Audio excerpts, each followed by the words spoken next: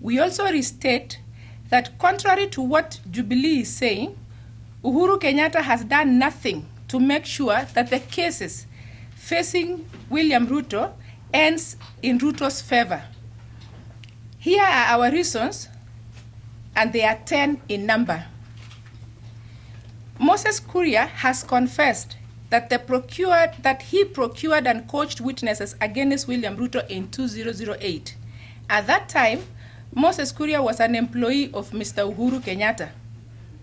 Uhuru had seconded Moses Kuria to the PNU presidential campaign, which Uhuru had joined when he agreed to support Mwai Kibaki's bid for a second term. After the 2007 election, Moses Kuria joined the UK Centre, which was the headquarters of Uhuru Kenyatta's political activities. He continued to work there until he was elected Member of Parliament for Gatundu South.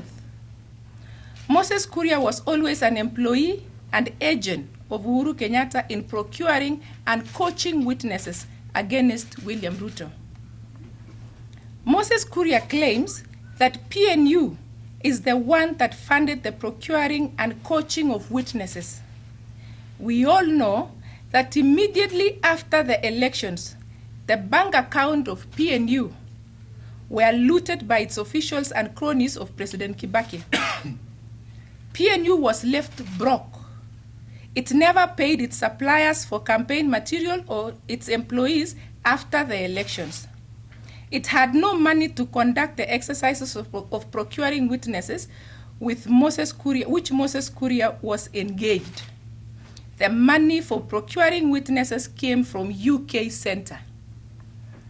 The head of UK Centre was, at that time, Mr. David Murathe, who is currently the JAP Vice Chairman. The UK Centre employed Moses Kuria and funded the procuring and coaching of the witnesses. David Murathe is one of Uhuru Kenyatta's closest confidants. Uhuru cannot therefore claim to be ignorant of what David Murathe and Moses Kuria were doing. Number 4, very critical evidence against William Ruto was supplied by the then Director of Intelligence, Mr. Michael Kishangi. He testified on 21st July and gave dossier that named and implicated William Ruto. The ICC pretrial chamber relied a lot on the evidence supplied by Mr. Kishangi to confirm the charges against Ruto. Later, Michael Kishangi's name was submitted to the ICC as one of the witnesses for Uhuru Kenyatta's case. This made it clear who Michael Kishangi was working for all along.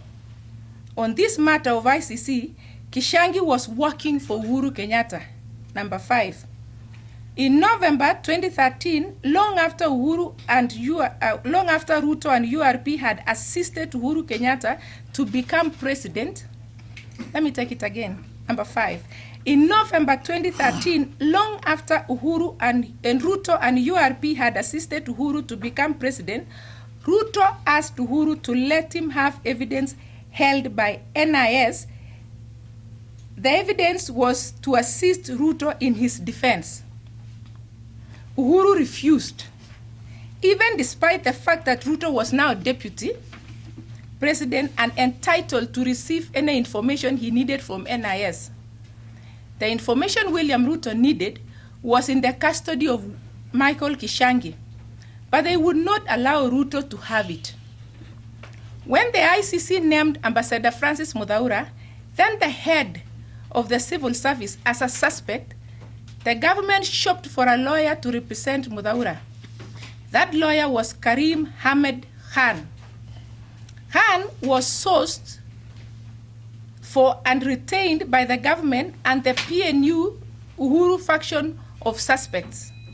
After the charges against Ruto were confirmed, the PNU Uhuru faction convinced Ruto that Karim Khan was the lawyer that would help him and that he should reject ODM's offer of George Oraro, who had managed to free Henry Kosgei. Until this day, Karim is paid by Uhuru Kenyatta and his government, and Ruto's case keeps going from bad to worse. Number 7. Dr. Jendai Fraser, the then Assistant Secretary of State for African Affairs in the United States government, came to Kenya as early as 5th January 2008 at the height of post-election violence. Dr. Jendai Fraser is a close family friend of the Kenyattas. She spends most of her time in Kenya with the Kenyattas. Jendai went to school with Uhuru's siblings. Dr. Jendai Fraser was very instrumental in getting the ICC to take on the Kenyan cases, but she turned against the International Court when they also indicted Uhuru Kenyatta. After she left State Department in 2009, she dedicated her time to fighting the ICC on Uhuru's behalf, calling the case against him a weak one based on hearsay, and saying the ICC has fallen from high ideals of global justice and accountability. That's number 7 again. Even since Uhuru's case was dropped, Dr. Jendai Fraser no longer fights the ICC and is quite happy with the court continuing with the prosecution of William Ruto. On his part, Uhuru Kenyatta has not seen the need to ask Dr. Jendai Fraser to help William Ruto. In fact, all the international lobbyists who had been retained by the government to help fight the ICC have been stood down ever since Uhuru's case collapsed. When Uhuru visited New York late last month, 2 of the lobbyists who helped with his case sought audience with him to figure out if they could be of service to Ruto. Uhuru never granted them audience. Number 8. One of the greatest challenges of Uhuru's case at the ICC, of Ruto's case at the ICC, is Rule 68 that allowed the prosecutor to introduce recanted evidence. This rule was passed by the assemblies of state parties with the full consent of Kenya through Foreign Secretary Amina Mohamed. The government was not worried about Rule 68 because all Uhuru's witnesses had already died or disappeared. Rule 68 was not going to affect Uhuru. Instead, the government was only worried about amending Rule 134 so that Uhuru could be exempted from having to attend trial and allowed the use of video technology for trials.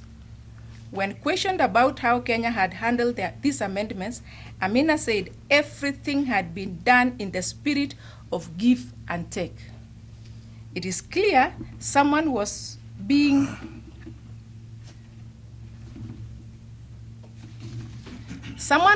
given away and another one was taking their freedom.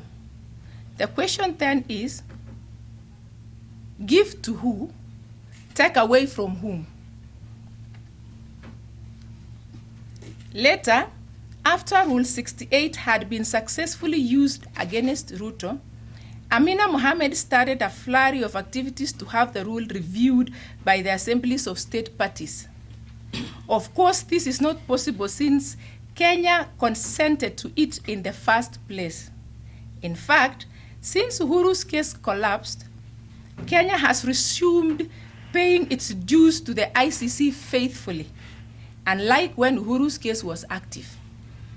The current campaign is therefore an exercise in futility to cover the eyes of Ruto supporters and to give them false hope.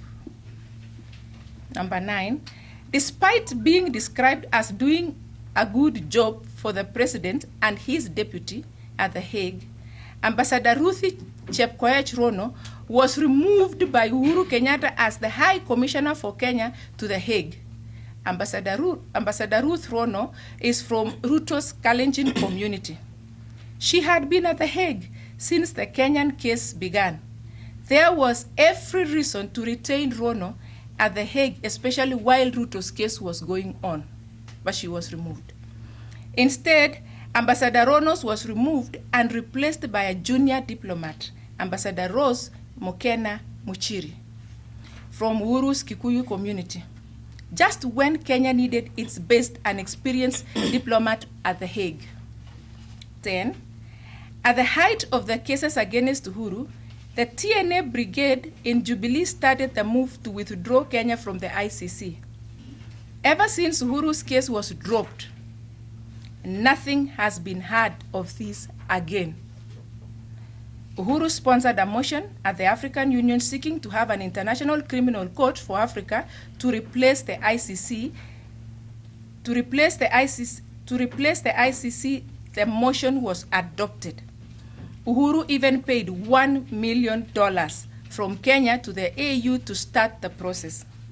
Ever since his case collapsed, Uhuru has not spoken on that issue again, and we have no option, therefore, to conclude that Uhuru Kenyatta did everything to get Ruto to Hague and has done nothing to get Ruto and Sang out of Hague. God bless Kenya.